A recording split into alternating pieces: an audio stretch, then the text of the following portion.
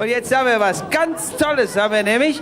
Vor 3 Jahren hat ein kleines Kind bei uns Heidewitzka gesungen, spontan aus dem Publikum, die Andrea, aber sie war zu jung, um das kommerziell auszuwerten, weil der Gesetzgeber hält da seinen dicken Daumen drauf, aber jetzt ist sie alt genug, jetzt ist sie nämlich 7 und jetzt wird sie der Shootingstar, ich hoffe, wir haben das Bildchen gesehen inzwischen, der Shootingstar der Karnevalsszene, jetzt darf sie nämlich, die Andrea, unser kleinen Malörchen und jetzt singt sie am Rosemontag!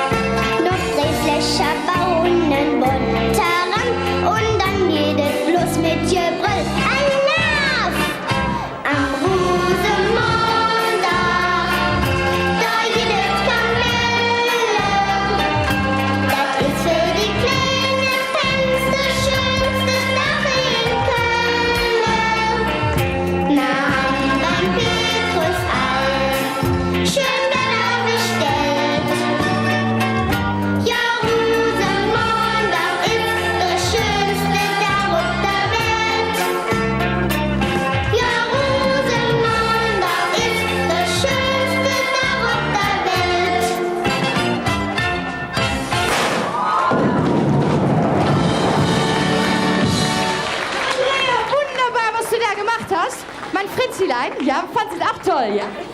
Andrea, das war ganz gut und darf ich dir das überreichen? Einen großen Korb voller Kölsche Kamelle. Hast du ganz gut gemacht. Und ein bisschen, ne?